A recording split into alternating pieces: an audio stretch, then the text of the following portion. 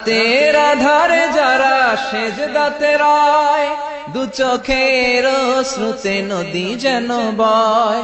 ছলনার হাতছানি যতই আসুক, পেছনে ফিরেও সে তাকায় না। যাদের হৃদয়ে আছে আল্লাহর ভয়, তারা কভু পথ ভুলে যায় না।